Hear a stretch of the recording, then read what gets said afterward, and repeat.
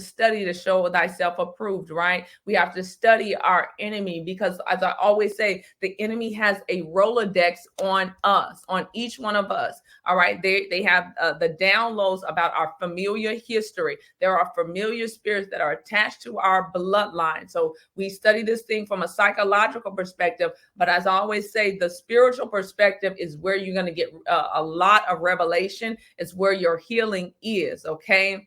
So I will say a lot of times you have to remember that we don't wrestle against flesh and blood, but against principalities, against powers, against the rulers of the darkness of this age, against spiritual hosts of wickedness in heavenly places. So we know that, right? So even as you saw when I talked about the young lady that came and she was manifesting, a lot of times God will give, not a lot of times, all the time, God will give you the discerning of spirits, especially if you're in deliverance, so that you can recognize. So you can see how